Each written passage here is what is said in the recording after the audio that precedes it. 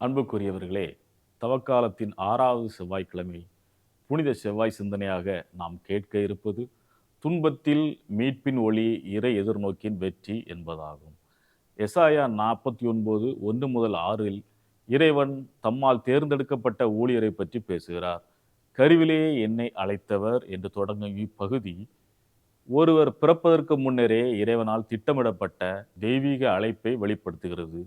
ஆனால் இந்த அழைப்பு எளிதான பாதையல்ல. வீணாக உழைத்தேன் என்று ஊழியர் மனம் தளர்ந்தாலும் இறைவனின் எதிர்நோக்கு அவரை ஏமாற்றவில்லை. இறைவன் அவரை பிற இனத்தவருக்கு ஒளியாக உயர்த்துவேன் என உறுதியளிக்கிறார்.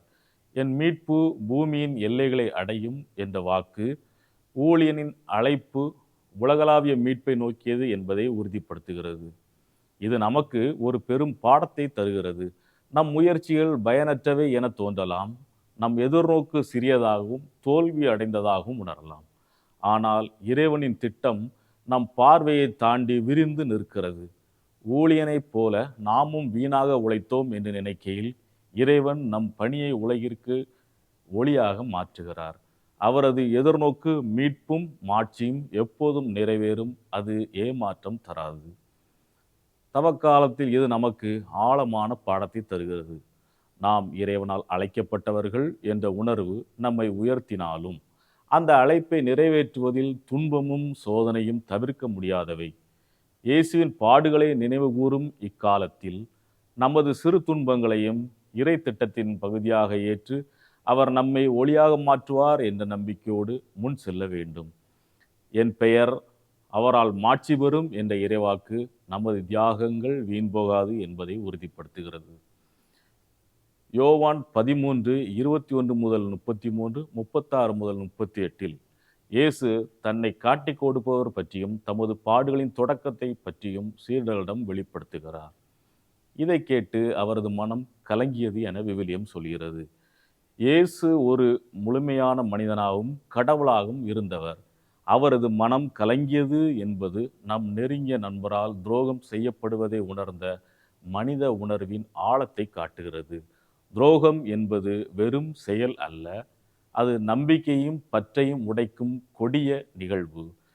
இயேசு அதை முன்னுணர்ந்து தம் மனக்கலக்கத்தை வெளிப்படுத்துகிறார். யூதாசு இருளில் சென்றாலும் இயேசுவின் எதிர்நோக்காகிய மீட்பு ஏமாற்றம் தரவில்லை. அது மானுடத்திற்கு ஒளியை தரும் திட்டமாக நிறைவேறியது. இயேசு பின்னர் மானுட மகன் மாட்சி பெற்றுவிட்டார் என்கிறார். இது ஆழமான பொருள் கொண்டது. அவரது மரணமும் உயிர்ப்பும் மானுடத்திற்கு மீட்பை தரும் என்பதை அவர் அறிவார். நான் உங்களோடு இன்னும் சிறிது காலமே இருப்பேன் என்ற அவரது வார்த்தைகள் பிரிவின் வலியையும் சிலுவையின் நெருக்கத்தையும் சுட்டி காட்டுகின்றன. பேதுரு உமக்காக உயிரையும் கொடுப்பேன் என உறுதியோடு கூறினாலும் பேதுருவின் எதிர்நோக்கு தன் நம்பிக்கையின் வலிமை உடனடியாக ஏமாற்றம் தரலாம்.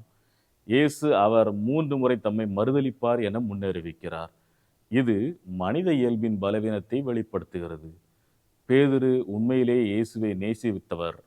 ஆனால் அவரது வாக்கு உணர்ச்சியால் உந்தப்பட்டது.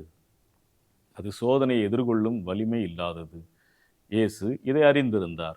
இவரது முன்னறிப்பு பேதுருவை தண்டிப்பதற்காக அல்ல, மாறாக அவரது பலவீனத்தை உணர்த்தி பின்னர் மீட்பதற்காகவே. இயேசுவின் எதிர்நோக்கு சீடர்களை மீட்டு உயர்த்துவது. ஏமாற்றம் தரவில்லை, அது நிறைவேறியது. இப்பகுதியில் துரோகம் பலவீனமும் தோல்வியை தருவனமாக தோன்றலாம். யூதாஸின் செயல் இயேசுவை சிலுவையில் அறைய வழிவகுத்தது. பேதுருவின் மறுதலிப்பு அவரை தனிமையில் ஆழ்த்தியது.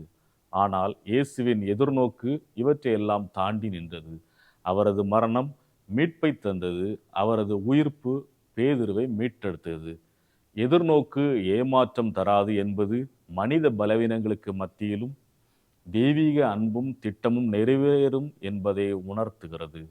இயேசு தம் சீடர்களை அறிந்து அவர்களை தோல்வியில் விடவில்லை, மாறாக அவர்களை மீட்பின் பயணத்தில் இணைத்தார். இது நமக்கும் உறுதியளிக்கிறது. நம் பலவீனங்கள் இருந்தாலும் தெய்வீக எதிர்நோக்கு நம்மை ஏமாற்றாது, அது நிறைவு பெறும். நன்றி.